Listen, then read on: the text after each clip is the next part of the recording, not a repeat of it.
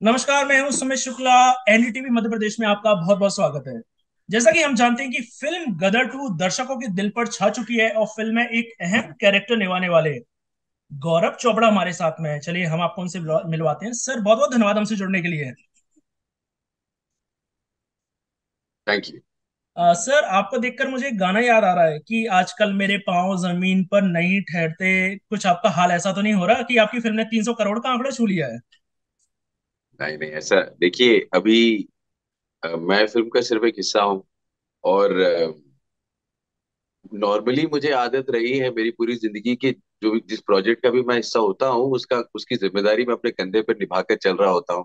यहाँ सनी सर थे और अनिल शर्मा सर थे और बाकी सब लोग थे, तो यहाँ थोड़ा मुझे सुकून और आराम से काम करने का मौका मिला।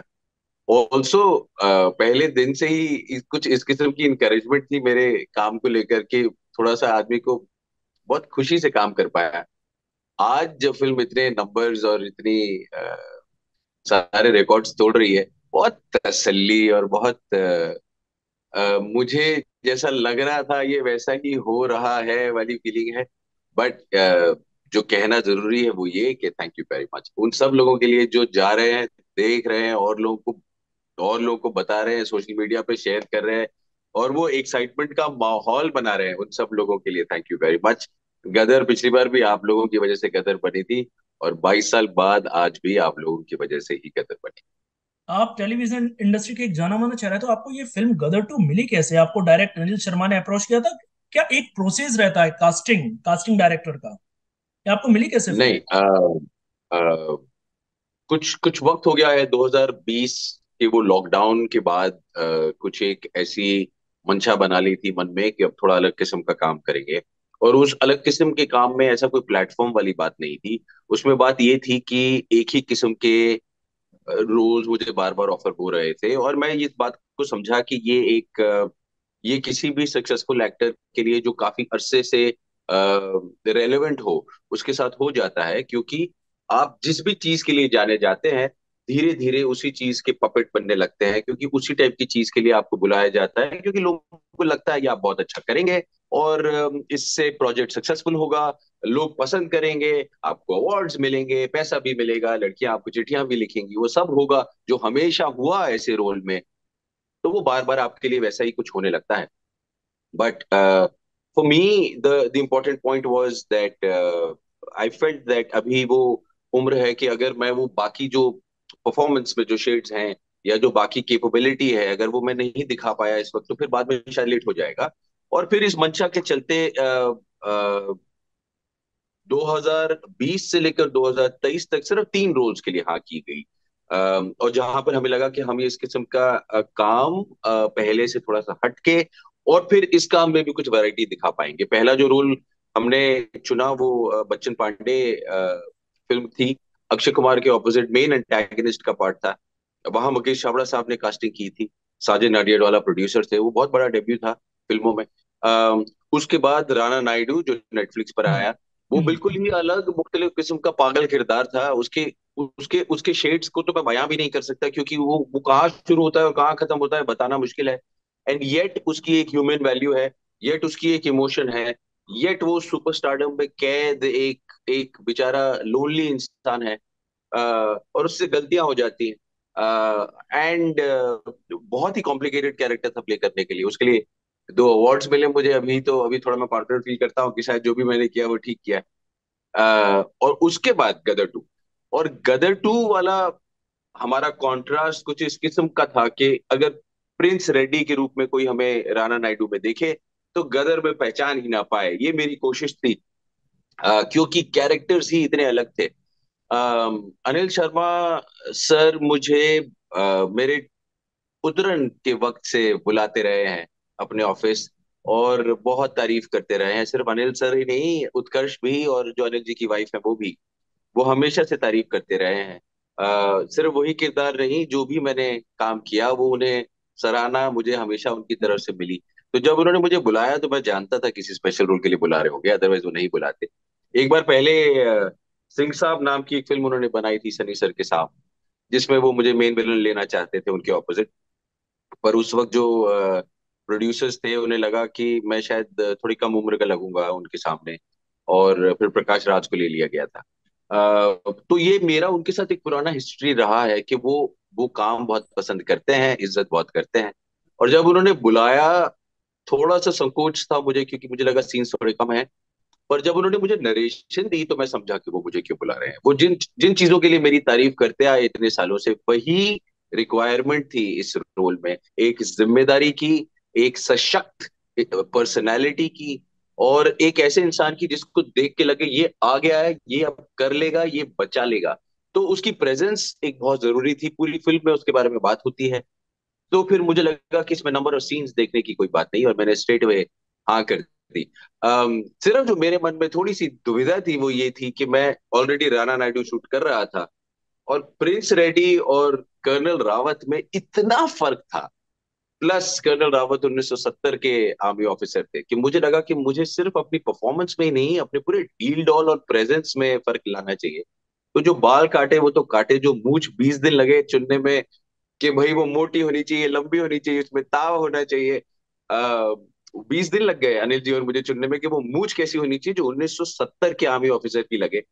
फिर कुछ 9 किलो वेट पुट ऑन किया, जिम छोड़ दिया, और वो डील डॉल कुछ उस किस्म का बनाया जैसे 1970 के आदमियों का, मर्दों का हुआ करता था, खासकर अगर वो आर्मी ऑफिसर्स हों। तो बड़ा मुश्किल रहा मुझे कि 1.5-2 साल में कभी वेट पुट ऑन करना, कभी लूज करना, क्योंकि राणा नायडू में पतले थे और इसमें फिर थोड़े तगड़े थे। पर ये वो पूरा कास्टिंग का प्रोसेस है, और अगले 1.5-2 साल फिर मैं यही करता रहा, पर मजा बहुत आया। राणा नायडू में कुछ आपका अलग कैरेक्टर था, गदर टू में आपका कुछ अलग ही कैरेक्टर, आप इंडियन आर्मी पर्सन आप बने हैं। तो इस टाइप के different character, different kind of characters में कहूंगा, आप उसको खुद ही एक्सेप्ट करते हैं या आप ऐसा मतलब आपको लगता है कि जो मिल रहा है वही करो? नहीं नहीं नहीं, ये जो मंशा मैंने बनाई कि कुछ अलग करेंगे, उस मंशा के पीछे जो रूट फीलिंग थी वो यही थी कि अभी दिखाने को बहुत कुछ है पर वो नहीं दिखाया गया है। एक एक्टर चाहे वो कितना भी सक्सेसफुल हो, अ, कितना भी बड़ा स्टार हो, प्लीज इस बात को समझिए कि वो वही कर सकता है जो उसे ऑफर होता है। Even even in the positions of Shahrukh Khan and Salman Khan sir, मतलब उस पोजीशन में भी उनके आसपास जो कहानी उनके लिए लिखी जाएगी वो वही करेंगे। हमको ऐसा सोच के लगता है कि वो कुछ भी कर सकते हैं क्योंकि वो सक्सेसफुल है। बट उस सक्सेस में भी ये लिमिटेशन हमेशा होती है कि आपके आसपास जिस किस्म की कहानियां फ्लोट करती हैं, जिस किस्म की कहानियां के आइडियाज आपको प्रपोज किए जाते हैं, आप वही कर सकते हैं। So in a way an actor is as good or as bad as the role that is offered to him.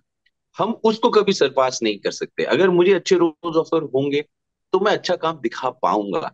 Rana Naidu में जब मुझे पहली बार रोल ऑफर किया गया तो मुझे ये बता दिया गया था कि किसी फिल्म एक्टर को ऑलरेडी उसके लिए शॉर्टलिस्ट कर लिया गया है, क्योंकि वो एक बहुत बड़े फिल्म स्टार का रोल था, इनफैक्ट देश के सबसे बड़े फिल्म स्टार का रोल था।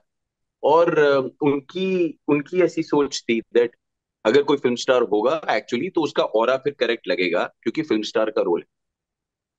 पर वहां पर हमने एक दो टेस्ट किए थे, गदर के लिए हमने कोई टेस्ट वेस्ट नहीं किए। वहां के लिए हमने एक दो टेस्ट किए थे, और वो टेस्ट देखने के बाद उनको लगा कि मैं कुछ इंटरेस्टिंग कर रहा हूँ उस किरदार के लिए, और उन्होंने मुझे चुन लिया।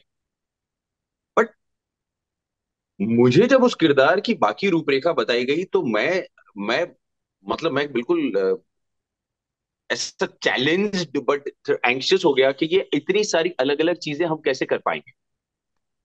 तो एक ही किरदार में इतने सारे शेड्स दिखाने का मौका, ये मैं अपने कंफर्ट जोन से बाहर नहीं निकलता तो ये नहीं होता। अब उसके लिए 2 अवार्ड्स मिल गए तो आज जरूर थोड़ी सी संतुष्टि है। बट उस वक्त डर लग रहा था कि ऑडियंस एक्सेप्ट करेगी कि नहीं। बोल्ड सीन्स हैं, मैं जिस तरीके से अदायगी करता हूँ उस लाइन से बिल्कुल हटके परफॉर्मेंस है। छोटी सी बात आपको बताता हूँ कि मैं मेरी ये आवाज है और उस आवाज के लिए बहुत सारे लोग पसंद करते हैं। तो आदमी इस आवाज में बात करता है, आदमी इस आवाज में हंसता है, तो ऑडियंस पसंद करती है। तो उसके लिए मुझे थोड़ी सी मैड लाफ्टर चाहिए थी, क्योंकि कैरेक्टर के बहुत सारे मैड मोमेंट्स थे। तो वो आवाज को बिल्कुल मैं I wanted to go against the grain of the voice. तो ये जैसा भी मैं साउंड कर रहा हूँ इसकी बजाय प्रिंस जब थोड़े से अपनी कंफ्यूजन और एंग्जाइटी में हंसते हैं तो वो वो कुछ इस किस्म से हंसते हैं। ये बनाया गया, ये ऐसा कंस्ट्रक्ट किया गया to to break away from the Gaurav Chopra जो इतने सालों से लोगों के मन में बसे हुए हैं। जब आपको पसंद किया जाता है और तारीफ की जाती है तो आपका इंप्रेशन भी स्ट्रांग होता है। तो इस सबको चेंज करना मुश्किल था। और इस सब के बाद फिर गदर टू, जो कि एक बिल्कुल ही पेट्रियोटिक और पॉजिटिव कैरेक्टर है, क्योंकि प्रिंस में तो हर किस्म के शेड्स थे, positive negative, but colonel Rawat तो एक बहुत ही पेट्रियोटिक और ऑलमोस्ट पायस कैरेक्टर है।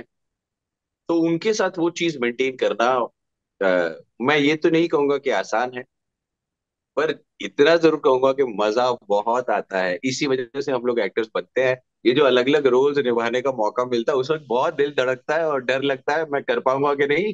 और ऑडियंस, मैं कुछ अलग कर रहा हूँ, ऑडियंस पसंद करेगी या बोलेगी हमें ये बिल्कुल पसंद नहीं आया, वही कीजिए जो आप करते आए हैं, आप क्यों कुछ नया ट्राई कर रहे हैं। डर लगता है, बट मजा बहुत आता है। और यही वो पूरी क्रिएटिव कीड़ा है जो हम लोगों में होता है, इसी जिसकी वजह से हम लोग अपने घर बार छोड़कर आ जाते हैं इस शहर में। बट आपका जवाब थोड़ा लंबा हो गया, बट मतलब बेसिकली ये वो पूरी पूरा प्रोसेस है। मेरा आपसे एक आखिरी सवाल कि आपके मोस्टली जो सीन है वो अमीषा पटेल और सनी देओल के साथ है। तो कभी ऐसा हुआ कि शूट करते टाइम आप कॉन्शियस हो गए हो, अपनी लाइंस भूल गए हो? कभी हुआ तो होगा, क्योंकि सनी देओल इज अ सनी देओल। जी, 2006 में मैं जब बिल्कुल नया नया टीवी स्टार बुलाया जाने लगा था, 2004 में डेब्यू किया और 2006 की बात बता रहा हूँ, 2005 की इनफैक्ट, मैं लियोनार्डो डिकैप्रियो के साथ शूट कर रहा था मोजाम्बिक में ब्लड डायमंड के लिए। और थोड़ा सा आपको याद दिला दूं कॉन्सेप्ट के लिए, कि एक तो इंडिया से कोई अभी तक गए नहीं थे बड़े बड़े हॉलीवुड स्टार्स के साथ शूट करने के लिए, इरफान साहब की वो मूवमेंट हुई नहीं थी, प्रियंका चोपड़ा भी गई नहीं थी। अम, तो मैं एक बहुत बड़ी हॉलीवुड फिल्म में काम कर रहा हूँ जिसमें 17 दिन की शूटिंग है, और लियोनार्डो डिकैप्रियो, जेनिफर कॉनेली और जाइमन हॉन्सू के साथ ही है मेरे सारे सीन्स। और लियोनार्डो डिकैप्रियो उस वक्त Titanic, catch me if you can, aviator के बैक टू बैक सक्सेसेस के बाद शायद दुनिया के सबसे बड़े स्टार थे उस वक्त। अम, तो अगर वहां नहीं लगा तो यहाँ क्यों लगता।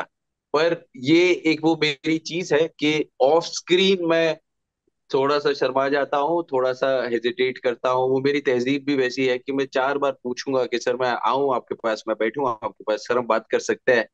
वो आगे से बोलते हैं अरे आओ यार, कि तुम साथ में काम कर रहे हो, तुम इतना पूछ के रहे हो। तो सनी सर और अमीषा दोनों बहुत फ्रेंडली हैं। बट ये मेरा एक अपना सॉर्ट ऑफ एक मेरे अंदर एक कुछ एक स्विच है जो ऑन हो जाता है जब मैं सेट पर होता हूँ। सनी सर के साथ जो पहला शॉट था वो कुछ एक लंबा शॉट है जहां पर मैं कॉरिडोर से चलता आ रहा हूँ और अपने सीनियर से कुछ बात कर रहा हूँ, सामने सनी सर खड़े हैं, और उसके बाद मैं उनको अपने कमरे में बुलाता हूँ। पर वो हुआ ये कि मैं आया, मैंने उनके कंधे पे एक हाथ रखा और मैं दंदनाता हुआ आइए करके निकल गया, तो वो थोड़े से शॉक रह गए कि ये कैसे किया इसने। तो वो बाद में तारीफ कर रहे थे कि आर्मी ऑफिसर को ऐसे ही होना चाहिए।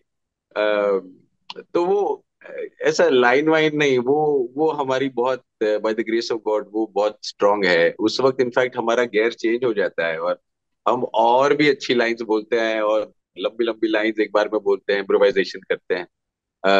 बट ये जरूर मैं कहना चाहूंगा कि एक कॉम्राडरी, एक एक वार्मथ आपको दिखेगी तारा सिंह और कर्नल रावत के बीच में।